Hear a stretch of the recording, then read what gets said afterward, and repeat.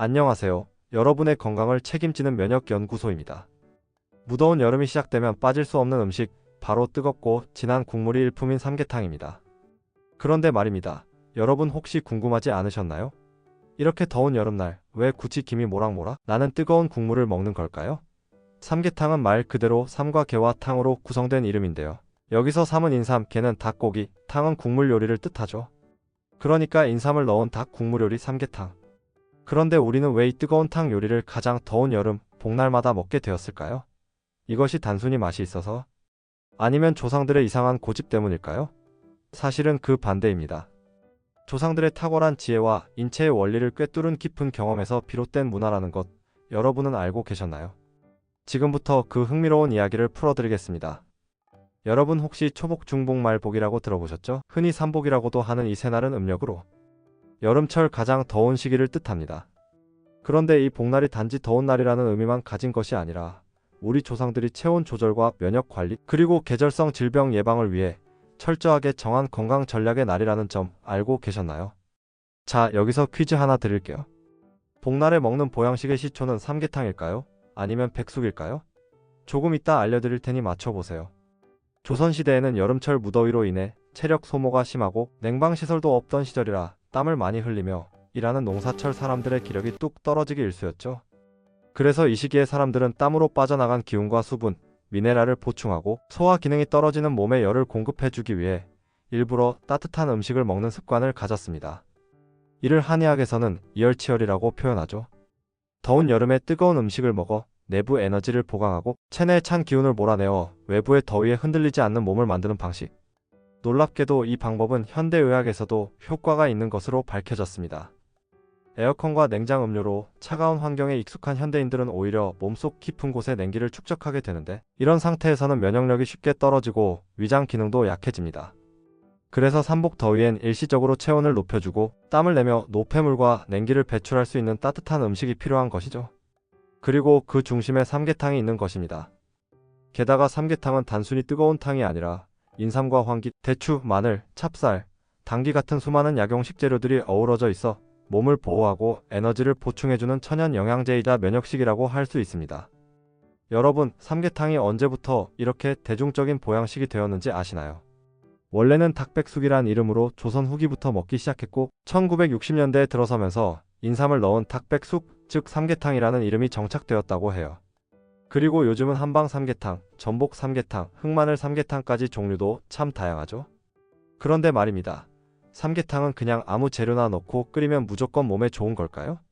혹시 여러분은 삼계탕 속 대추나 녹두가 몸에 안 좋을 수 있다는 이야기를 들어보셨나요? 아니면 들깨를 넣었더니 오히려 속이 더부룩했던 기억 있으신가요? 오늘 영상에서는 단순히 삼계탕을 먹어야 한다는 당위성만이 아니라 어떤 사람에게 어떤 재료가 가장 잘 맞는지 그리고 반드시 피해야 할 재료, 조합까지도 모두 공개해 드릴 예정입니다. 또 여러분이 몰랐던 삼계탕 속 약재들의 비밀스러운 효능과 함께 체질에 따라 삼계탕을 더 건강하게 먹을 수 있는 꿀팁도 함께 알려드릴게요. 그러니까 삼계탕 좋아하시는 분들이라면 이번 영상 절대 놓치지 마세요. 자, 그럼 복날의 의미, 삼계탕의 역사, 그리고 인체와 계절의 관계를 하나하나 풀어가며 본격적으로 삼계탕의 건강한 비밀을 파헤쳐 보겠습니다. 자, 그럼 본격적으로 시작해 볼까요? 여러분 혹시 이런 생각 해보신 적 있나요? 초복, 중복, 말복 왜 굳이 3번씩이나 복날을 챙길까? 사실 이 복날의 유래는 매우 과학적이면서도 조선시대 선조들의 지혜가 깊이 담긴 문화입니다. 복날은 음력 6월에서 7월 사이, 즉 양력으로는 7월과 8월 초순 무렵으로 가장 기온이 높고 습도까지 높은 삼복더위 시기를 의미합니다. 이 시기는 체력이 극도로 소모되기 쉽고 소화 기능이 급격히 떨어지며 면역력이 흔들리는 인체 스트레스 구간이라고 할 수 있죠. 선조들은 이런 시기를 절기상 복이라 하여 초복, 중복, 말복으로 나눠 약 10일에서 20일 간격으로 몸을 다잡는 3번의 보양 타이밍을 만들어낸 겁니다. 마치 3차 백신을 맞는 것처럼요. 특히 조선시대 농번기에는 아침부터 저녁까지 떼약볕에서 일해야 했기 때문에 몸에서 땀과 함께 수분, 염분, 기력까지 몽땅 빠져나가 병이 나기 쉬웠고 이를 막기 위해 초복에 한 번, 중복에 다시 한 번, 말복에 마지막으로 몸을 보호하기 위한 식단으로 삼계탕, 즉 인삼이 들어간 탁백숙을 먹기 시작했습니다. 사실 하나 알려드릴까요? 조선 왕조실록에도 복날엔 궁중에서도 영양 보충을 위한 고기탕이 하사되었다는 기록이 등장하고 동의보감에는 개육은 허약한 기운을 보충하며 인삼은 열로 소진된 장기를 다시 불러일으킨다는 구절이 있습니다.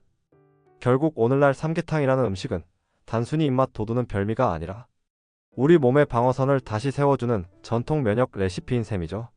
자, 그럼 여기서 또 하나의 퀴즈. 삼계탕이라는 이름은 언제 처음 등장했을까요? 정답은 1960년대 후반입니다. 그전까지는 인삼 닭백숙이라고 불렸는데 서울의 한 음식점이 삼계탕이라는 이름을 붙이며 대중화가 시작됐죠. 그리고 1980년대 이후부터는 복날 음식의 대표격으로 삼계탕이 완전히 자리 잡게 됩니다.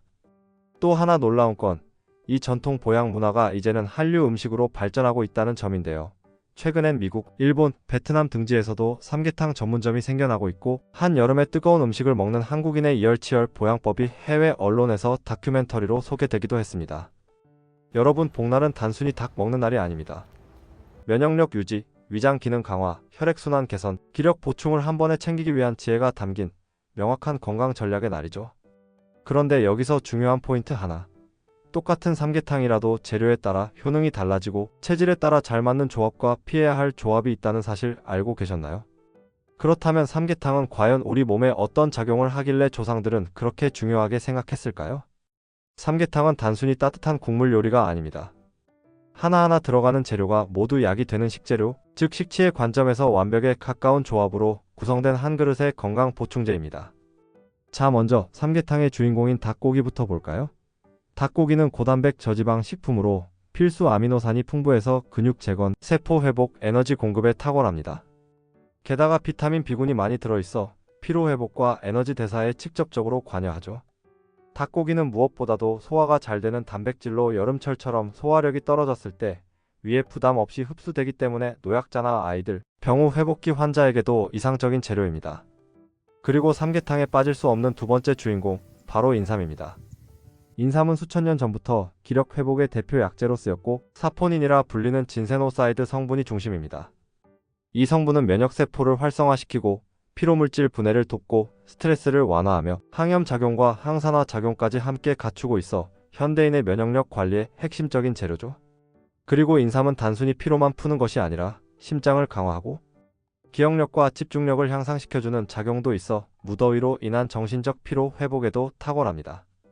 세 번째는 대추입니다. 달콤한 풍미를 내는 대추는 보기보다 강력한 효능을 가진 재료인데요. 비타민C와 항산화 물질이 풍부하고 위장 보호와 진정 작용으로 신경 안정, 불면 개선, 그리고 다른 약재들과의 조화를 돕는 기능까지 갖추고 있어 한약의 중재자 역할을 합니다. 하지만 앞서 인트로에서 언급한 것처럼 대추를 과하게 넣거나 철분이 필요한 사람에게는 흡수를 방해할 수 있으므로 적절한 양이 중요합니다. 네 번째 재료는 마늘입니다. 삼계탕 국물 속에 은근히 녹아있는 마늘은 알리신이라는 성분이 중심인데 이 성분은 항균 작용, 면역력 강화, 혈액순환 개선에 탁월하고 특히 닭의 누린내를 잡아주는 데도 중요한 역할을 합니다. 마늘은 우리 몸의 대사 회로를 활성화시켜주기 때문에 피로 회복 효과가 빠르게 나타나며 특히 여름철 감기나 냉방병을 막는 데 도움이 됩니다. 다섯 번째는 찹쌀입니다. 닭 속에 넣는 찹쌀은 단순히 배를 채우는 역할이 아닙니다. 찹쌀은 소화가 잘 되고 위를 보호하며 지속적인 에너지 공급에 도움이 되죠. 특히 배탈이나 설사를 자주 하는 분들에게 위장 점막을 부드럽게 보호하는 작용을 해줍니다. 그 외에도 자주 들어가는 황기, 당귀 같은 재료들도 각각의 강점을 가지고 있습니다. 예를 들어 황기는 땀을 너무 많이 흘리는 체질의 수분과 기운을 보충해주고 당귀는 혈액을 맑게 해주며 빈혈이나 어지러움에 도움이 되죠. 자, 이렇게 보면 삼계탕은 단순한 음식이 아니라 인체의 여름철 주요 취약점을 하나하나 공략하는 맞춤형 보약 그 자체라는 걸 알 수 있습니다. 실제로 여름철에 무기력하고 입맛이 떨어질 때 삼계탕 한 그릇만 제대로 먹어도 다음날 몸이 가뿐해졌던 경험 있으시죠? 그게 바로 이 조합의 시너지 덕분입니다. 그런데 여기서 중요한 것은 삼계탕이 만능이 아니라는 점입니다.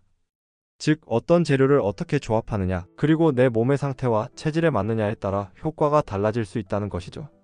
자, 이제 삼계탕을 더욱 건강하게 즐기기 위해 반드시 알아야 할 주의사항으로 넘어가 볼까요? 앞서 말씀드린 것처럼 아무리 몸에 좋은 음식이라도 조합이 잘못되면 오히려 내 몸에 해가 될 수 있습니다. 특히 삼계탕처럼 여러 가지 약재를 함께 끓이는 음식은 조화와 균형이 핵심인데요. 우리가 아무렇지 않게 넣는 몇 가지 재료가 사실은 인삼이나 닭고기와 성질이 정반대여서 그 효능을 떨어뜨리기도 하고 심한 경우 몸에 부담을 줄 수도 있다는 사실 알고 계셨나요? 첫 번째 상극 조합은 바로 대추의 과잉 사용입니다. 대추는 위장을 보호하고 약재의 독성을 중화시켜주는 유익한 재료지만 대량으로 사용하거나 장시간 끓일 경우 탄닌 성분이 다량 유출되어 철분 흡수를 방해합니다. 특히 인삼과 닭에서 나오는 미량의 철분이 우리가 쉽게 흡수할 수 있는 상태로 용출되는데 대추가 이를 막아버리는 셈이죠. 그래서 대추는 한두 개 정도만 넣어 구멍을 막는 용도로 사용하는 것이 좋으며 빈혈이 있거나 철분이 필요한 사람은 특히 주의해야 합니다. 두 번째 피해야 할 재료는 녹두입니다. 녹두는 성질이 매우 차갑고 해독 작용이 강해서 인삼처럼 따뜻한 성질을 가진 보양약재의 효능을 억제합니다. 인삼이 열을 푹 돋아 신진대사를 활성화하는 반면 녹두는 체내 열을 내리고 이와 작용을 촉진하는 방향이기 때문에 상호상극의 관계라고 볼 수 있습니다. 실제로 녹두 삼계탕을 드시고 나서 오히려 더 지치고 기운이 빠졌다는 분들도 계신데 이는 이 두 재료가 만나 서로의 효과를 상쇄시켰기 때문입니다. 세 번째는 들깨입니다. 들깨는 몸에 좋은 불포화 지방산이 풍부하고 혈관 건강에 좋다고 알려져 있지만 성질이 기름지고 수렴적이기 때문에 여름철 몸속에 열을 제대로 발산하지 못하게 막아버리는 작용이 있습니다. 특히 삼계탕처럼 열성 음식과 함께 끓일 경우 속이 더부룩하거나 소화 불량이 생길 수 있고 여름철 발산이 필요한 체질에게는 오히려 독이 될 수 있죠. 그래서 들깨는 가을이나 겨울에 채소죽이나 버섯탕처럼 수렴이 필요한 시기에 먹는 것이 적절하고 여름 삼계탕에는 되도록 피하는 것이 좋습니다. 이 외에도 삼계탕에 넣지 말아야 할 재료로는 검은 콩, 숙주나물, 콩나물처럼 녹두와 비슷한 성질을 가진 콩과 식물들이 있습니다. 이들은 대부분 해독작용이 강하거나 성질이 차가워 삼계탕의 보온 작용을 방해할 수 있으므로 주의가 필요합니다. 그렇다면 어떤 재료를 넣으면 삼계탕이 더 건강해질까요? 오히려 추천할 만한 재료들도 있습니다. 황기는 땀을 너무 많이 흘리는 체질에게 기운을 붙잡아주는 역할을 하며 당귀는 혈액을 보충하고 빈혈과 어지럼증을 예방해주는 효과가 있어 특히 여성에게 좋습니다. 엄나무나 헛개나무, 뽕나무 가지 같은 약재는 기름기를 잡아주고 국물을 맑게 하며 혈액을 깨끗하게 해주는 효능이 있어 여름철 혈관 건강에 도움을 줍니다. 또 맹문동은 기관지와 위장을 촉촉하게 해줘서 땀을 많이 흘리고 탈수 상태가 되기 쉬운 여름철에 진액 보충제로도 훌륭한 선택입니다. 자, 그럼 여기서 또 하나 중요한 포인트, 바로 체질에 따라 삼계탕이 다르게 작용할 수 있다는 점입니다. 예를 들어 소음인처럼 몸이 차고 기가 약한 사람은 인삼과 닭고기의 따뜻한 기운이 몸에 잘 맞아 삼계탕이 훌륭한 보약이 됩니다. 하지만 태양인이나 소양인처럼 기본적으로 열이 많고 체온이 높은 체질은 너무 많은 열성 재료가 오히려 내장의 기운을 과도하게 자극해 두통, 어지럼증, 불면, 설사 등의 부작용을 일으킬 수도 있습니다. 또 고혈압이 있거나 땀을 지나치게 많이 흘리는 사람은 인삼의 강한 자극성을 조절하기 위해 더덕이나 황기처럼 조금 부드러운 약재로 대체해보는 것도 방법이 됩니다. 결국 삼계탕은 내 몸 상태에 따라 맞춤형으로 조절해야 더 효과적인 보양식이 되는 셈입니다. 자, 이제 여러분이 직접 삼계탕을 준비할 때 어떻게 하면 더 건강하고 체질에 맞게 즐길 수 있을지 실전 꿀팁을 알려드릴게요. 첫 번째, 재료의 조합입니다. 만약 여러분이 쉽게 피로를 느끼고 손발이 차가운 소음인 체질이라면 인삼, 황기, 당귀, 마늘, 찹쌀을 넣은 전통적인 삼계탕이 아주 잘 맞습니다.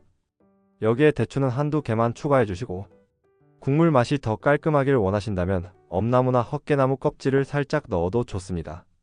반대로 열이 많은 체질이거나 얼굴이 쉽게 달아오르고 땀을 많이 흘리는 분이라면 인삼은 양을 줄이거나 더덕으로 대체하고 들깨나 맹문동처럼 진액을 보충해주는 재료를 함께 넣으면 좋습니다.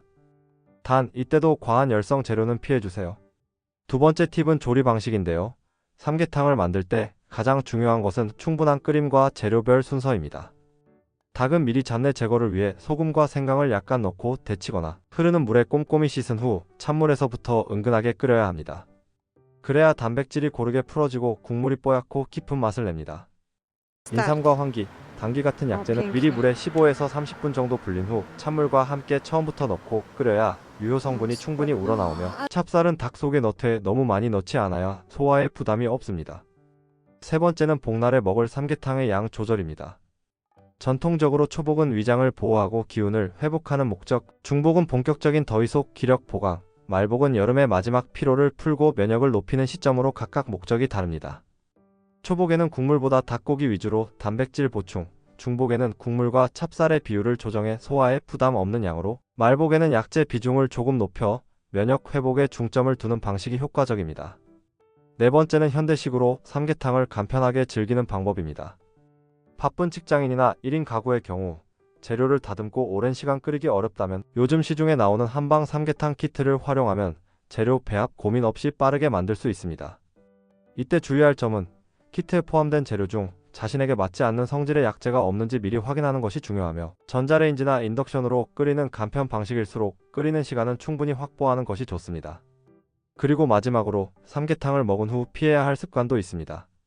바로 뜨거운 삼계탕을 먹은 직후에 얼음이 가득한 음료나 아이스 커피를 마시는 것인데요. 이는 위장에 급격한 자극을 주어 소화불량, 복부팽만, 설사를 유발할 수 있습니다. 또한 인삼과 대추, 당귀 같은 약재는 따뜻한 성질을 갖고 있기 때문에 차가운 후식보다는 따뜻한 생강차, 구기자차, 대추차 같은 약차 한 잔이 몸을 더욱 안정시키는 데 좋습니다. 오늘 여러분께 소개한 이 삼계탕 실전 팁과 체질별 응용 방법으로 이번 복날에는 정말 내 몸에 맞는 맞춤 보양식을 준비해 보시길 바랍니다. 단순히 배를 채우는 음식이 아니라 조선시대부터 이어져 온 지혜가 담긴 몸을 위한 보약 한 그릇으로 삼계탕을 대접해 보세요. 자, 이제 복날 삼계탕에 대한 마지막 이야기로 넘어가 보겠습니다. 알고 계셨나요? 조선시대에도 복날이면 궁중과 민가를 막론하고 삼계탕 혹은 닭백숙이 올라왔다는 사실. 뜨거운 여름날 땀을 흘리며 오히려 뜨거운 탕을 먹는 이 전통은 단순한 풍습이 아니라 오랜 세월을 거쳐온 의학적 지혜이자 생존 전략이었습니다. 여름철 내외의 온도차로 인해 생기는 면역 저하, 위장 기능 약화, 피로 누적을 이 한 그릇으로 다스릴 수 있었기 때문에 안녕하세요. 딸로 우리가 오늘 먹는 삼계탕도 단순한 닭 요리가 아닌 몸을 살피고 체질을 조율하는 맞춤형 보약인 셈입니다. 여러분도 오늘 소개한 삼계탕의 원리와 재료, 체질별 팁을 기억하시고 이번 복날엔 여러분과 가족의 기력 회복을 위한 한 그릇 정성껏 준비해보세요. 소소하지만 깊은 차이가 여름 건강을 결정짓습니다. 여러분의 삼계탕은 어떤 재료로 구성되어 있나요? 또는 복날을 맞아 삼계탕 말고 어떤 보양식을 즐기시나요? 여러분만의 건강 비법이 있다면 아래 댓글에 꼭 남겨주세요. 좋아요와 구독은 건강 정보를 나누는 가장 따뜻한 방법입니다. 이 영상이 유익하셨다면 꼭 좋아요와 구독 버튼 눌러주시고 더 많은 분들이 건강한 여름을 보내실 수 있도록 이 영상을 가족, 친구, 지인들에게 널리 공유해주세요. 당신의 건강을 가장 가까이에서 지키는 면역연구소 이밀랩이었습니다. 감사합니다.